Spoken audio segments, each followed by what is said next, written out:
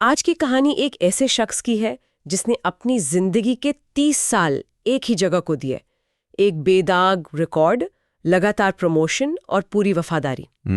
और जब उसने सम्मान के साथ विदा लेने की सोची तो संस्था ने उसे फेयरवेल की जगह एक कानूनी चक्रव्यूह में फंसा दिया। सोचकर ही अजीब लगता है। आप अपनी पूरी जिंदगी की मेहनत के बाद सम्मान की उम्मीद कर रहे हैं और आपको मिलता है एक नोटिस।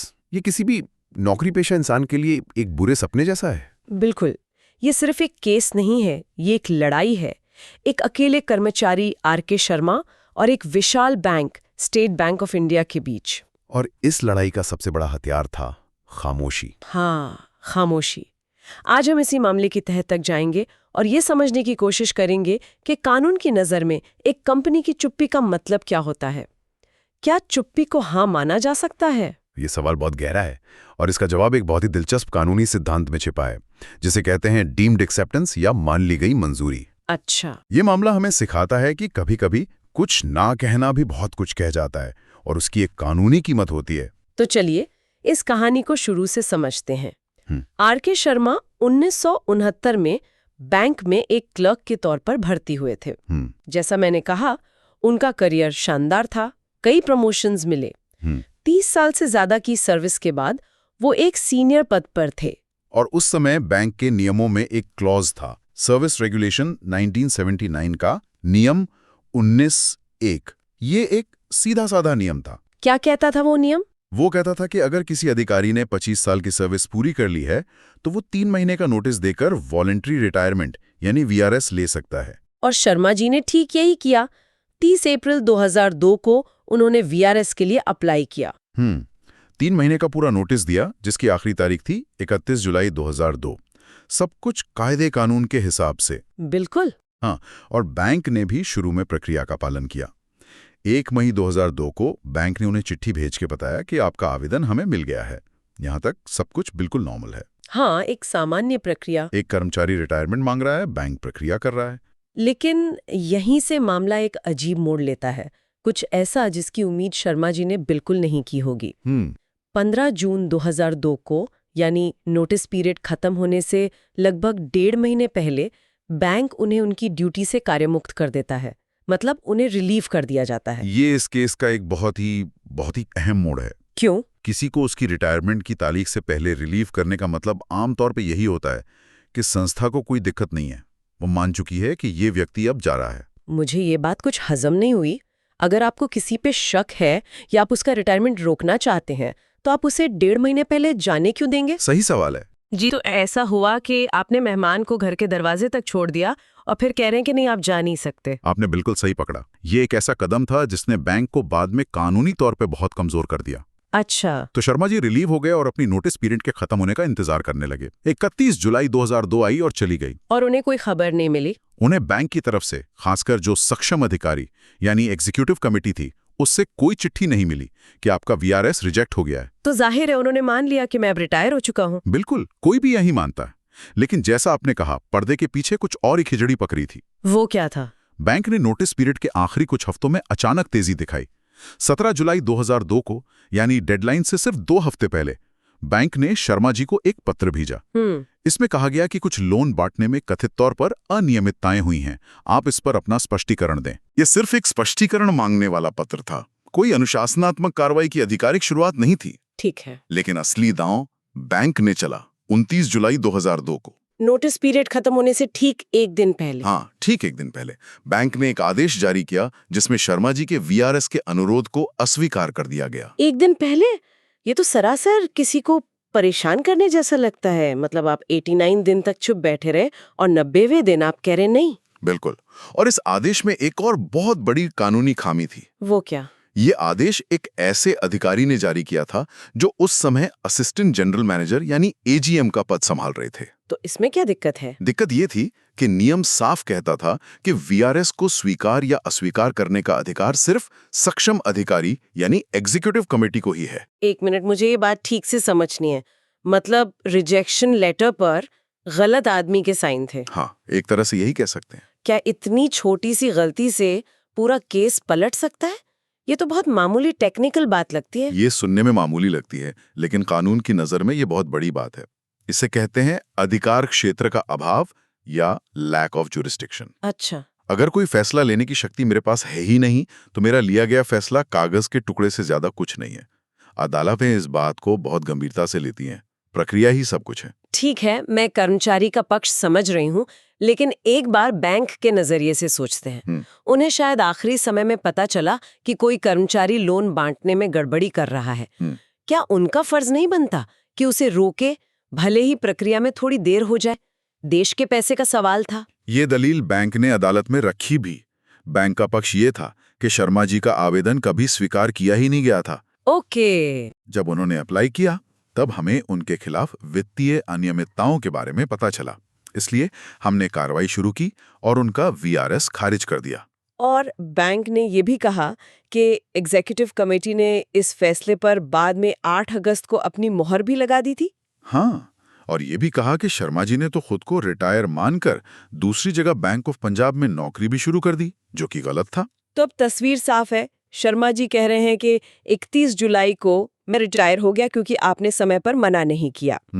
और बैंक कह रहा है कि नहीं, हमने आखिरी दिन मना कर दिया था और आपके खिलाफ जांच चल रही है, इसलिए आप अभी भी हमारे कर्मचारी हैं। बिल्कुल। मामला जब अदालत में पहुंचा तो जज ने इस गुत्थी को कैसे सुलझाया? अदालत ने इस पूरे मामले को प्रक्रियात्मक न्याय यानी प्रोसीजरल जस्टिस के चश्मे से देखा। प्रक्रियात्मक न्याय, इसका मतलब क्या हुआ? इसका मतलब बड़ा सीधा है। सोचिए, आप एक रेस में दौड़ रही हैं। जीतना या हारना एक बात है, लेकिन क्या होगा अगर रेफरी कहे कि फिनिश लाइन आखिरी मिनट में बदल दी गई है? मैं कहूंगी ये धोखा है। या नियम सिर्फ आपके लिए बदल दिए गए हैं? ये तो खेल के नियमों के खिलाफ है। बिल्कुल। अदालत ने बैंक के साथ यही किया। उसने कहा, नतीजा जो भी हो, आपने खेल नियमों से नहीं खेला। अच्छा। अदालत ने 3 मुख्य सवालों पर ध्यान केंद्रित किया। पहला और सबसे बड़ा सवाल, आपने शर्मा जी को 15 जून को रिलीव क्यों किया? हाँ, वही सवाल जो हमने शुरू में उठाया था। जी। अगर आपके मन में कोई शक था, कोई जांच चल रही थी, तो आप किसी को जाने ही क्यों देते? ये कदम आपकी मंशा पर ही सवाल खड़े करता है। सही बात है। ये तो एक तरह की मौन सहमति हो गई। अदालत ने इसे ठीक यही माना। दूसरा सवाल था अस्वीकृति के समय का। 89 दिन तक इंतजार करके 90वें दिन आखिरी कामकाजी घंटे में किसी का आवेदन खारिज करना, ये गुड फेथ में लिया गया फैसला नहीं माना जा सकता। ये कर्मचारी को जानबूझकर अनिश्चितता में रखने जैसा है। कानून इसकी इजाजत नहीं देता। और तीसरा पॉइंट जरूर उस गलत अधिकारी के साइन वाला होगा। जी, वो तीसरा और सबसे घातक प्रक्रियात्मक मुद्दा था। अदालत ने कहा कि 29 जुलाई का रिजेक्शन लेटर कानूनी रूप से अमान्य है। अमान्य? हाँ, क्योंकि उसे जारी करने वाले अधिकारी के पास अधिकार ही नहीं था। और उस 8 अगस्त की मंजूरी का क्या हुआ? वो भी बेमतलब है, क्योंकि तब तक तो 31 जुलाई की डेडलाइन पार हो चुकी थी और शर्मा जी कानून की नजर में रिटायर हो चुके थे। मतलब आप एक ऐसे व्यक्ति पर नियम कैसे लागू कर सकते हैं जो आपका कर्मचारी ही नहीं रहा? प्रिसाइसली। तो यहीं पर डीम्ड रिटायरमेंट का सिद्धांत आता है, जिसकी बात आप शुरू में कर रहे थे। हाँ। कि अगर आपने समय पर ना नहीं कहा तो आपकी हाँ मान ली जाएगी। बिल्कुल। अदालत ने इसी सिद्धांत को लागू किया। जब नोटिस की अवधि समाप्त हो जाती है और उस दौरान सक्षम अधिकारी से कोई वैध अस्वीकृति नहीं मिलती, तो रिटायरमेंट अपने आप प्रभावी हो जाता है। हक में गया। इसे नतीजा नहीं बल्कि कर्मचारी का अधिकार कहेंगे। कानून ये मानता है कि प्रक्रिया का पालन करना संस्था की जिम्मेदारी है। और अगर आप अपनी जिम्मेदारी नहीं निभाते तो इसका खामियाजा कर्मचारी क्यों भुगते? अदालत ने एक पुराने केस भंवरलाल नागा बनाम राजस्थान सरकार का भी जिक्र किया, जिसमें यही सिद्धांत स्थापित हुआ था। अच्छा। कि नियोक्ता किसी कर्मचारी को अनिश्चित काल तक लटका कर नहीं रख सकता। तो इन सब दलीलों के बाद ये तो साफ है कि ऊंट किस करवट बैठने वाला था। अंतिम फैसला क्या हुआ? फैसला पूरी तरह से आर के शर्मा के पक्ष में आया।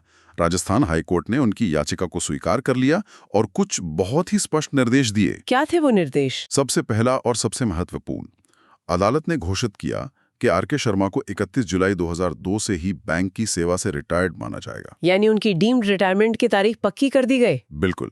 जो वो शुरू से कह रहे थे, अदालत ने उस पर अपनी मोहर लगा दी। और उन आदेशों और चार्जशीट का क्या हुआ? हाँ, दूसरा, बैंक के 29 जुलाई 2002 के वीआरएस रिजेक्ट करने वाले आदेश को और उसके बाद 5 दिसंबर 2002 को जारी की गई चार्जशीट को, दोनों को रद्द कर दिया गया। दोनों को? अदालत ने कहा कि ये दोनों ही गैर कानूनी हैं, क्योंकि ये एक ऐसे व्यक्ति के खिलाफ जारी किए गए जो उस समय तक बैंक का कर्मचारी ही नहीं बचा था। और सबसे जरूरी सवाल, उनकी रिटायरमेंट बेनिफिट्स का क्या? उनकी पेंशन, प्रोविडेंट फंड, ग्रेच्युटी, 30 साल की मेहनत का फल? ये फैसले का तीसरा और सबसे अहम हिस्सा था। अदालत ने बैंक को आदेश दिया कि वे शर्मा जी को 31 जुलाई 2002 से रिटायर मानते हुए उनके सभी पेंशन और रिटायरमेंट लाभों का भुगतान करें। वाह! यानी उन्हें वो सब कुछ मिलेगा जिसके वे हकदार थे। एक लंबी और यकीनन थका देने वाली लड़ाई के बाद शर्मा जी को आखिरकार न्याय मिला। ये सुनकर वाकई बहुत अच्छा लगा। ये केस सिर्फ शर्मा जी की जीत नहीं है, ये उन हजारों लाखों कर्मचारियों के लिए एक उम्मीद है जो बड़ी बड़ी कंपनियों के सिस्टम में खुद को अकेला महसूस करते हैं। आपने सही कहा, ये मामला संस्थानों के लिए भी एक बड़ा सबक है। ये प्रक्रियात्मक न्याय के महत्व को रेखांकित करता है। एक कर्मचारी जिसने अपनी जिंदगी का एक बड़ा हिस्सा आपकी संस्था को दिया हो, वो आपसे नियमों के अनुसार एक निष्पक्ष व्यवहार की वैध अपेक्षा यानी लेजिटिमेट एक्सपेक्टेशन रखता है। आप उस भरोसे को नहीं तोड़ सकते। और इस मामले में बैंक उस अपेक्षा पर खरा नहीं उतरा। उन्होंने प्रक्रिया में देरी की, गलत अधिकारी से आदेश जारी करवाया और कर्मचारी को आखिरी समय तक अधर में लटकाए रखा। यही इस केस का सार है। ये दिखाता है कि सिर्फ ये कहना काफी नहीं है कि कर्मचारी पर आरोप थे। ये भी साबित करना जरूरी है कि उन आरोपों पर कार्रवाई सही समय पर और सही तरीके से की गई। अगर आपकी प्रक्रिया में ही खोट है तो आपके इरादे कितने भी नेक क्यों ना हो, कानून आपकी नहीं सुनेगा। ये मामला वाकई सोचने पर मजबूर करता है। एक तरफ कंपनी के हित है और दूसरी तरफ एक व्यक्ति के अधिकार। बिल्कुल, और ये हमें एक जरूरी सवाल पर लाकर छोड़ता है। किसी संस्था के अपने विवेक से फैसले लेने की शक्ति यानी उसके डिस्क्रिशन और एक कर्मचारी के कानूनी अधिकारों के बीच की वो महीन रेखा, वो कहाँ खींची जानी चाहिए। और जब प्रक्रियाओं में देरी या खामियां हों तो इसका बोझ हमेशा कर्मचारी पर ही क्यों डाला जाना चाहिए? ये सोचने वाली बात है कि कैसे नियम और प्रक्रियाएं जो अक्सर मोटी मोटी फाइलों में दबे रहते हैं, किसी एक व्यक्ति के जीवन, उसके सम्मान और इसके पूरे करियर को कितनी गहराई से प्रभावित कर सकते हैं।